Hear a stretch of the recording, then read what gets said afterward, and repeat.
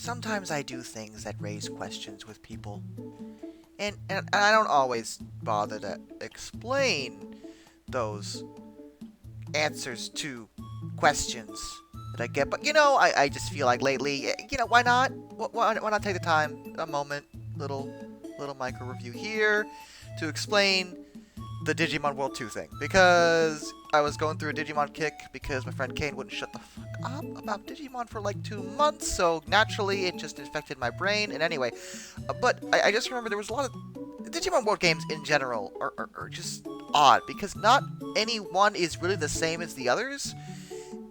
In a series like this, you'd think to be remarkably similar, but like they're like violently different in between the two. I already did a micro review a long time ago of the first Digimon World, which I don't like because it's basically just, Tamagotchi in Digimon form, where all the Digivolutions are messed up. And everyone keeps telling me, first of all, that, well, Digivolutions are not as rock solid as Pokemon evolutions. And yes, I get that, but there's still a precedent that's set by, your TV show that certain Digimon should evolve or Digivolve into certain other Digimon. Or at least along the same lines, and, like, it's not even close in some of these games. Like, some of the games, it's just, like, completely off the wall. But Digimon World 2 is one of those games, but it's a little better in a lot of ways. In fact, I would argue that Digimon World 2 is probably the best out of the Digimon World games, at least in terms of the PlayStation ones, just because it does a lot of things right. It does enough wrong to annoy me, but it does a lot of things right. You start out, it's more like a typical JRPG fare, with the combat, which is actually pretty rock solid. It's a little slow, but other than that complaint, I mean, the Digimon look great, especially for the PlayStation graphics. The gameplay is pretty, basic. Everyone takes their turn. Basically, you tell all your Digimon in your party, it's 3v3, what to do, and they fight based off their speed stats. And, it's simple, but it works. And the actual core mechanics are a dungeon crawler, which is odd, but it also kind of works. You walk around in your Digibeetle, and, you explore dungeons and run into new Digimon and everything, and so far this all seems okay. The story is actually pretty cool. Basically, there's a bunch of humans that have been stuck in the digital world, and they've adapted to life here, and they have to keep the Digiworld safe from Digimon who are just like, grr, I'm angry. So, yeah, you go to different root domains, well, I think the first domain is the root domain, but there's different domains. And you go and you stop the boss Digimons. And it's pretty standard, but at the end it gets a little better with the actual main villain of the game. It's an okay experience. From that perspective, the map system is simple. It starts out in kind of a Pokemon-esque way, where you have to choose your guard team, which is code for choose your starting Digimon. Which is cool. You get either Agumon, I believe it's Patamon, and Demi-Devimon.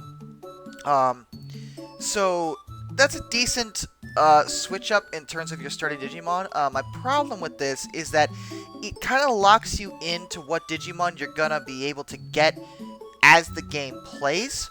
At least not until late game. Late game it opens up the door, but like early on you can really only get Digimon that are part of your guard team. See, each one is sort of representative of the different types of Digimon. There's Virus, there's Vaccine, and I think the other one's Data? Something like that? I forget. I'm sorry. I fail. Anyway, the point is that you basically can only get Digimon of those types once you start out with a specific guard team, which the game doesn't really warn you about. But I guess it does heighten replay value, and that's not the biggest problem with the game. So I'm really going to get into nitpicks here, and by nitpicks I mean just horribly, horribly stupid decisions. First of all, your Digibeetle. Let's talk about this thing. Okay, so they gave it to you, and they're like, yeah, go and stop the boss Digimon. That's great. Except, the Digibeetle only has a certain amount of battery life before it runs out, and you have to go back. Now, 100 steps is what it gives you, basically. And it's a grid, but you can go diagonal, so it's a little nice in that regard. But effectively, unless you're really violently lucky, you will never get through the first dungeon without upgrading your battery. So the first expense you should take is probably upgrading your Digibeetle. Um, to get it to 200 stats, which should be enough to get you through the first dungeon. And this is a common theme with this, which is upgrading Digibeetle and switching it up and giving it new stats and buffs and stuff like that to stop, because late in the game you run into things like landmines and traps and things that, the stock Beetle will not be able to deal with. And that's all fine and dandy. I could get past that. It's a little tedious because you basically wind up having to grind a little bit in the dungeons, but the dungeons are a little randomized, so it's not like you're walking through the same exact dungeon, even though they all look the same. It's not the same exact dungeon, so that's fine. But one of my skits that I stressed this on was getting partner Digimon. And this is so strange to me. So you buy toys. It's not always toys. Sometimes it's like a wristwatch or something, which I'm just picturing giving War Greymon a wristwatch. And he's just so happy about it. Just like, yes, it now fits over my metal arm, and I can tell time! And I'm just like, what? Wait, no, that's not how, what? Okay, so anyway, so you give them the toys, and they get little hearts over their head, and that's great, but then you beat the crap out of them. That's how this works. You make them love you, and then you beat them up. And then, presumably, generally, if they have enough, of a heart point, they'll ask to join your party. You can either choose yes or no. Usually, if you bothered to give them toys, you're gonna say yes. I don't even know why they give it the option, to be honest. In any event, if you go into the settings and reset your party, you can then use them immediately in the dungeon, which is nice. But it's just so bizarre to me that, like, the idea is that, okay, like, you made friends with this Digimon, but now you still have to fight them and beat them up. And then they're like, yes, I love you. And it's like, I just, like, threw fire in your face repeatedly and knocked you flat on your ass, and now we're friends. Okay, great, whatever. I don't even care. And I can look past that. But then, so... God, I really, the worst part about this game, though, and this is the thing that really drives me crazy, is the level up system. So, alright, so, from the beginning, it's clear that this is fairly basic in terms of level up. You get experience, you level up, once you get it to a certain level, you can then Digivolve your Digimon. And that's great, because, like, if you start with Agumon, for example, he goes straight into Greymon. And it's like, oh, hey, that's good, we like that. We like that a lot. It's Greymon. That's exactly what we expected. Now, problem. Well, two problems. First of all, if you may be wondering why I started with Agumon, not the edgy Devimon. Well, first of all, Agumon was my favorite as a kid until Vmon came along. But second of all, Devimon evolves into Ice Devimon, which is cool. That's not even a pun. I'm just being a little sarcastic. Like, what? Wait, no, that's not. It's not. It's just. It makes sense, I guess, but it also doesn't make sense, and it's not what you expect as a kid. I'm just saying.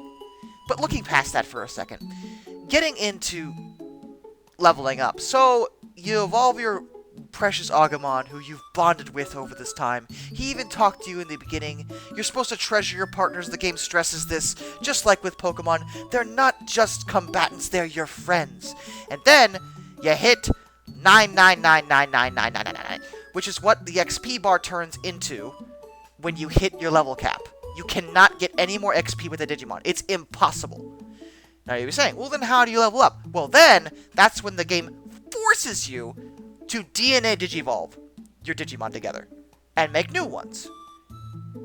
Now, on one hand, the idea is that you can open up a lot of doors to a lot of Digimon you wouldn't be otherwise be able to get in the wild. Like Vmon, for example, I'm pretty sure you cannot get him in the wild. He has a DNA Digivolve, which I would have done anyway.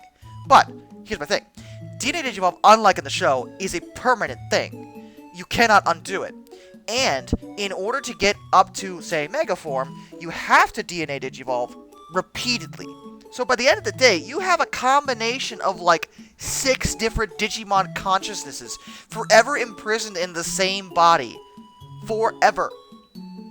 And I'm just a little miffed by the notion that the game presents that these are intelligent creatures, they're your friends and allies, and you have to throw them in a petri dish whenever they max out, and fuse them together to actually get through the game. Like, there's no way around this. It's impossible not to do this. So, like, how is that respecting your friends at all? How is that respecting your partners? Because all you're doing, they don't become, like, companions like in Pokemon. They're just parts and bits and pieces and things to be used, and they're just components to whatever you're gonna get later. And it's like, I just feel like this isn't the way this should have been done. And it's not even like, oh, well, they just did that to extend the game because now you have to, you know, now you have to, like, you know, there's a level wall and you have to get better Digimon. And, no, but even if you just leveled them up by normal, I don't think it would affect the game that much if they could just be leveled up, like, from the start.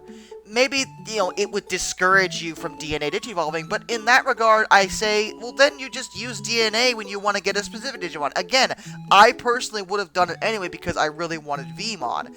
And in that regard, I would take, you know, the notion that I am a horrible monster and mad scientist who has created abominations, you know, unbeknownst to the digital world. But in any regard, like, and no one really questions this. Everyone's like, oh, this is normal. This is the thing we do. Like, this is the thing you do. Just, like, and again, it's not undoable. Like these Digimon are gone. They are just, they're a new Digimon now. That adorable Agumon you started with, who's your friend, who you're going to bond with, yeah, forget about him, because he'll be gone in, like, 2 hours when you hit his level cap, and have to bond him with, like, freaking Biomon or some shit. I don't even know. Like, it's ridiculous. It's ridiculous. And from a gameplay perspective, it's really frustrating, because it really does pad out the game, because what happens when you DNA Digivolve is that they don't stay at the same level they were at. They always drop down to the lowest level possible of the previous stage. So say you DNA Digivolved 2 champions together, which is what you're going to do first, because that's when the level cap first hits. You are going to start with level 1 rookie all over again. And you may recognize this as being, oh, so now we have to grind. Yes, now you have to grind. You have to grind like crazy. Because the hell with you, screw you kitties, your Digimon are gone, now grind out for 3 more hours to get them back to level they were. Oh, did you almost hit ultimate stage? That's so good for you. Level cap, DNA Digivolve again, because we hate you. And I'm like, and it's so, it's wrong, for A. B, like, from this perspective, like, everything else around these minor, these what should be minor issues, like, hides what is a pretty decent game. And if it weren't for that, like, I would look past the whole, you know, step limit thing or whatever else I mentioned, because, like, the actual game itself is pretty fun and interesting and enjoyable to play. I like the combat system. The 3-on-3 is a great idea, which they removed in Digimon World 3 because they hate life. And they have, and the DNA Digimon just makes me feel sour and salty about the whole experience. And I'm not saying it's a bad game, because, again, outside of that, if you could look past that issue, I think it's probably one of the best Digimon World games available. It's probably the best one on the PlayStation 1, like I started, because Digimon World 3 has Stupid Wandering Quest madness that's just boring and dull and annoying and I hate. And Digimon World 1 is like, yes, your Digimon has to poop now. They don't have to worry about that Digimon World 2. They can go to the bathroom on their own. They're smart enough. And I appreciate that. That's nice. Thank you for that. But yeah, so there you go. That's Digimon World 2 in a nutshell. Whether it's a good game or not, I guess depends how much you value your Digimon partners. If you don't at all, then it's going to be great. And if you do, you're going to hate it. So, high five. Till next time, this is Darkness, and Dimitri Olafon, farewell.